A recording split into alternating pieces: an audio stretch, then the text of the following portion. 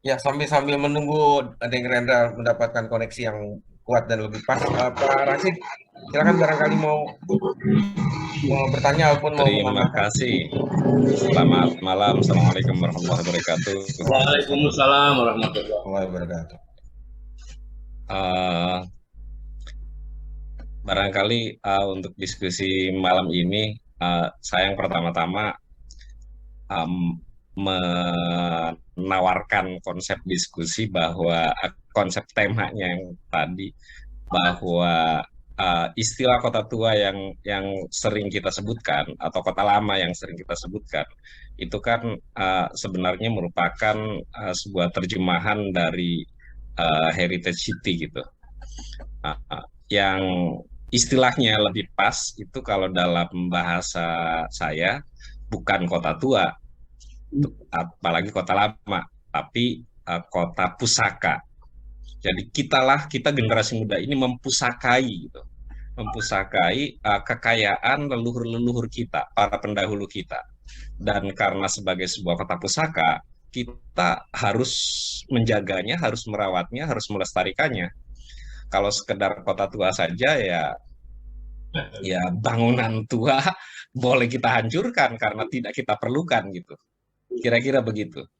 Jadi saya kira konsepnya yang harus tertanam pada diri kita ini harusnya merupakan sebagai sebuah harta pusaka yang berupa landscape warisan dari leluhur kita.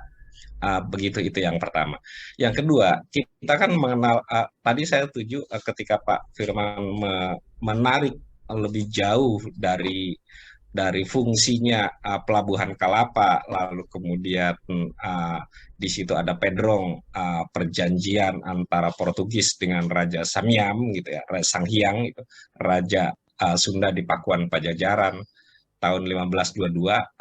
Saya setuju ditarik ke arah itu karena kita juga harusnya kita bisa membangun bahwa heritage city atau kota pusaka itu bukan cuma kota pertambangan yang kemarin pernah kita diskusi tentang Ombilin gitu.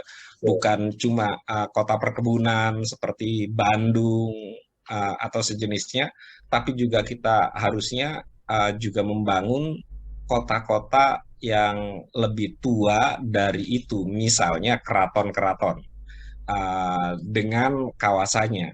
Dan harus kita sebut juga sebagai kota pusaka atau heritage city. Terwulan misalnya kita jadikan kawasan heritage city sehingga kemudian terminologi tentang kota lama itu tidak hanya mengenai tadi bangunan-bangunan atau landscape yang dibangun oleh VOC, dimulai oleh VOC dan seterusnya sampai hari ini, tapi juga warisan yang lama, yang lain. Saya kira mungkin itu karena kita tahu ada kota-kota bekas ibu kota ya, seperti kota air Terwulan atau mungkin juga kalau kita bisa mencari akan kita temukan banyak. Lalu kota-kota, saya kira kalau kota perkebunan, kota pertambangan itu mungkin kita harus berterima kasih pada kolonial atau pada VOC ya yang merintis ke arah itu, termasuk yang ada di rute Jalan Pos Daendels, Jalan Raya Pos Daendels. Rute itu saya kira adalah tempat membangun itu, dan kemudian adalah kota-kota pelabuhan seperti Jakarta, Semarang, Surabaya yang harus kita jadikan heritage city atau kota pusaka itu. Tadi yang pertama, yang kota-kota yang pusat-pusat kerajaan itu adalah kota-kota yang jauh lebih tua dari periode VOC yang juga harus kita dorong untuk kita kembangkan. Mungkin itu. Terima kasih. Assalamualaikum. Waalaikumsalam warahmatullahi wabarakatuh. Mungkin dari Bang Sueb. Iya, silakan Bang Sueb, lanjut. Baik, terima kasih ya waktunya. Eh, Dua pertanyaan saja kepada Bang Haris ya. Ya, ya, Bang. Itu Nih, Mr. Niko udah lama kita tak bersua nih. Ya, kita terakhir ketemu di rumah Asrijal Nur. Ya. Yang pertama saya ingin bertanya nih, Bang Aris. Saya kan orang Marunda. Siap. Marunda memang wilayah daripada dulu, bukan, walaupun sekarang Jakarta, dulu termasuk Home London. Artinya daerah sekitaran Batavia. Jadi kalau orang Marunda, halo, Ya, lanjut Bang Sueb. kalau orang Marunda itu mau ke Kota Tua itu disebut namanya mau ke Beos. Nah, ini apa bedanya nih antara Kota Tua sama Beos nih? Yang kedua, ulang tahun Jakarta itu kita gitu kan udah 489 tahun. 495 Bang, 495 tahun ini. Hah? Berapa? 495 tahun ini. 495 ya. Sementara nama kota Jakarta aja ketika Jepang mendarat gitu, nama Jakarta gitu. Kenapa tidak diambil ketika dinamain oleh Jepang ini kota Jakarta gitu kan? Kenapa juga tidak dari awal gitu? Apakah itu Jakarta lahir ketika ini Nusa Kalapa atau Sunda Kalapanya? Bukan karena terjadinya peperangan antara Demak dengan Cirebon kemudian menyerang Jayakarta gitu kan sebagai hari jadi kota Jakarta. Itu saja barangkali dua pertanyaan itu saya masih bingung juga nih. Kalau mau orang Marunda tuh kalau mau ke Kota Tua bilangnya mau ke Beos gitu. Ya. Begitu Bang Firman. Demikian. Terima kasih. Ya, sama-sama Bang Sueb. Sehat-sehat selalu ya. Insyaallah ngumpul lah. Lagi. Ya, silakan Pak Firman, Niko bisa menanggapi dari pertanyaan dari Pak Rashid dan kemudian Pak Sueb, silakan. Dulu Pak Rashid, saya ini dia. Ya. Kalau Pak Rashid saya setuju ya, istilah heritage city ya, atau misalnya di ahli bahasa kan Indonesia kota pusaka ya. Karena emang beberapa dari UNESCO yang sudah mendapat warisan dunia itu menyebut dengan heritage city of ya. Cuman itu tadi ini kan kesempatan ya, kita kan lagi mereview nih nanti Jakarta setelah menjadi ibu kota. Sehingga apakah mau heritage city of tetap Jakarta, apa heritage city of Jakarta Raya, atau heritage city of Jayakarta gitu kan. Ya. Jadi persoalannya kembali ke nama gitu ya. Kalau soal kota lama, kota tua ya seakan-akan kalau Semarang itu identik kota lama. Karena rencana ini tuh masih kota tua Jakarta. Kita sih ikut lah ya. Maksud saya yang penting nanti brandingnya tepat, identitasnya kuat. Ya. Itu ya saya rasa itu poinnya Pak Rashid, Pak Emil Rashid ya. Nanti mungkin Niko bisa menambahkan ya. Terus yang kedua tadi Bang Sueb ya. Jadi gini, kalau Beos itu emang dulu terkenalnya Beos itu sebagai stasiun terminus ya. Ja. Zuid stasiun Batavia Zuid ya. Iya, itu singkatan Beos. Ya. Itu karena dianggap landmark ya, ikon kota tua saat itu. Ya, jadi mungkin gitu Bang. Jadi orang gampang ke Beos. Atau justru ke pasar ikan gitu kan. Orang dulu lebaran maunya ke pasar ikan, lihat meriam si Jagur sama Giara ya, Pak Deng Mansur ya. Kita ada foto-foto tahun 1930-an. Jadi masyarakat itu pada saat lebaran pasti mainnya ke pasar ikan, ke makam ya. Sambil ada nenteng kambing segala macam. Dan orang media Belanda bilang itu ulang tahunnya orang penduduk asli. Iya. Padahal tahun baru. Nah itu media Belanda sempat begitu padahal itu lebaran nih kok. Kalau kita ulang tahunnya kan 1 Muharram ya. Jadi saya rasa karena itu yang menonjol ya, jadi disebut Beos. Kemudian pertanyaan keduanya Pak Bang Sueb, misalnya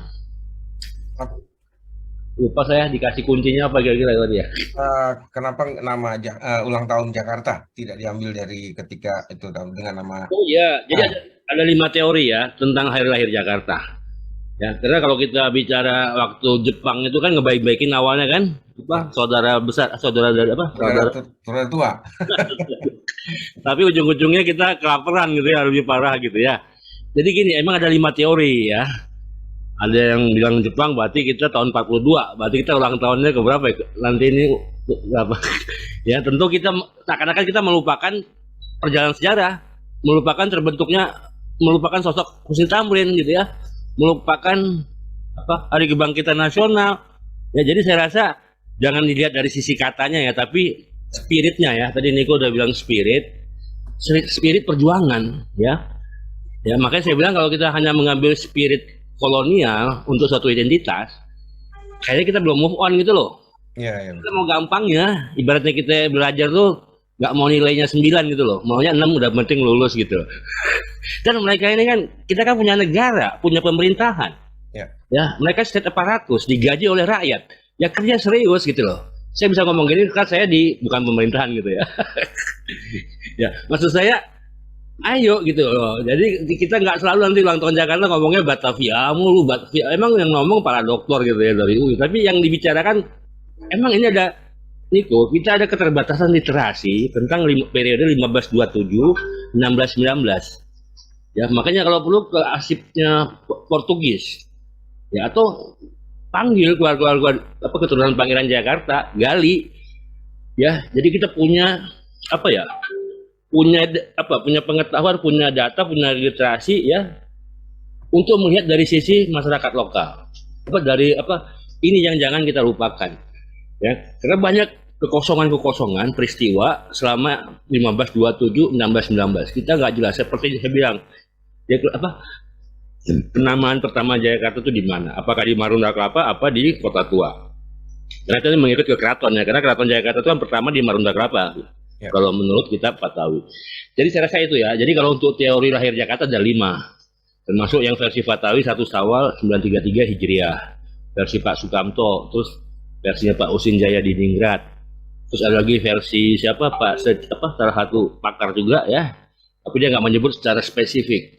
Ya jadi saya rasa masalah tanggal itu oke lah, itu tergantung hasil risetnya, tapi yang penting kita bisa mengisinya gitu ya. Nilai-nilai apa yang ada di Pangeran Jakarta, perlawanannya bagaimana, itu kan menarik, maksudnya membangun karakter gitu ya. Kalau kita sejarah kita nggak bisa membangun karakter bangsa, apa ini jadi kawasan wisata sejarah gitu ya. Ini kan persoalannya kita mentransfer nilai-nilai kan ke generasi milenial kan. Kenapa generasi penerus kita lebih belajar terpengaruh dengan budaya K-pop Korea ya. Karena kita nggak punya pertahanan budaya gitu loh, kita nggak menggali dari akar rumput tradisi budaya gitu loh. Ya saya rasa itu ya, ini penting karena ini sejarah gitu ya. Jangan sampai kita kehilangan memori sejarah dan kita nggak merasa nggak menjadi masalah gitu loh ya. Saya rasa itu mungkin dari Niko bisa menambahkan dan melengkapi. Ya silakan Niko. Saya mau bicara sedikit tentang Semarang. Ya. Semarang juga punya kota tua, Bapak betul bilang kota tua tidak terlalu baik, lebih baik bicara tentang kota pusaka. Kota tua Semarang sudah diperbaiki dengan uang dari pemerintah Belanda. Ada beberapa proyek, ada proyek kota Semarang, Ombilin, Batubara. Kemudian kota Jakarta juga mau terima uang dari pemerintah Belanda untuk renovasi. Saya tidak tahu, tapi pemerintah Belanda pilih Semarang. Kenapa Semarang? Ini yang paling gampang. Karena kota tua, kota pusaka, kota heritage Jakarta lebih kompleks dari Semarang. Karena Indonesia tidak dilahir di Semarang, Indonesia dilahir di sini, di Jakarta. Bukan di tempat lain, bukan di Ambon, bukan di Aceh, bukan di Majapahit, tapi di sini di Jakarta. Indonesia seperti sekarang dilahir di Jakarta dengan dari Majapahit, Mataram, Aceh, dari semua dari Sorong sampai Merauke, dari Aceh sampai Ambon, Papua, di mana-mana, semua berkumpul di dalam satu kota. Bukan Semarang, maaf Semarang, tapi di dalam kota Jakarta. Dan ada juga pertanyaan lain dari seorang Dani. Dia tanya kenapa nama diganti setiap kali, Batavia, Jakarta, Sunda Kelapa. Kalau waktu bangsa Belanda datang ke Indonesia pertama kali, kami tidak mau ke Jakarta atau Sunda Kelapa, tapi kami mau ke Maluku. Karena rempah lebih penting dari wara atau apapun ada kayu. Dulu bikin benteng di Ambon, di Maluku, kemudian ke tempat lain di dekat Banten. Karena Banten kuat sekali. Kami mau punya fortress dekat Banten, tidak di Banten, karena ini sudah Portugis sedikit, tapi di luar Banten.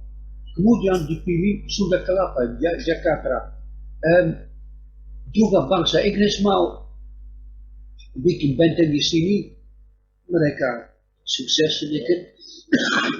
Tapi sesudah perang antara Belanda dan Inggris di luar kan, murah, dan kemudian bikin perang dengan orang pribumi di sini.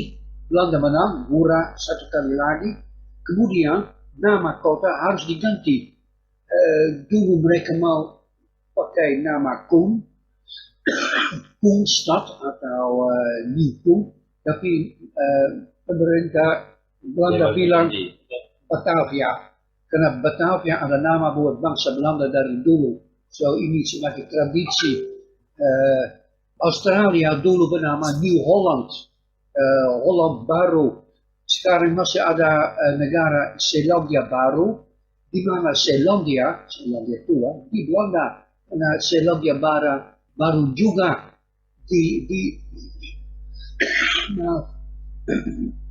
orang Belanda, bangsa Belanda yang pertama masuk Selandia Baru. Dan beberapa dan sebagai bukti untuk kuasa dari pemerintah Hindia Belanda, kami akan bernama tempat ini Batavia. Kami tidak akan pakai Jakarta atau Sunda Kelapa atau nama orang pribumi, tidak penting.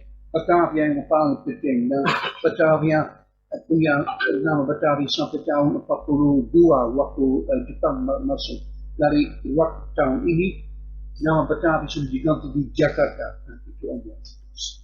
Ya, Mengenai itu kok antara East India Company itu kan mereka ke New York kan, Iya, beda apa ya, iya, tataran. iya. Bangsa Belanda, bangsa VOC, VOC, selalu bikin perang dengan Portugal, Spanyol, Inggris, Prancis untuk supaya mereka tidak bisa masuk Nusantara.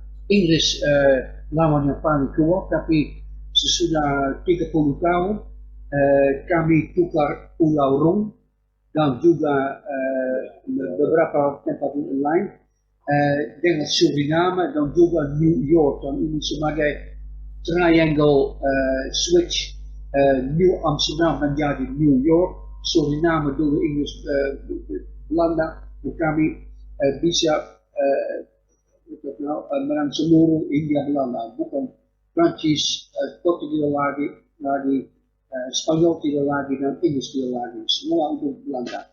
Dan ada monopoli untuk bangsa negara Belanda. Tapi itu saya sudah jelaskan, nama Batavia penting. Jangan pakai nama dari orang pribumi, orang lain.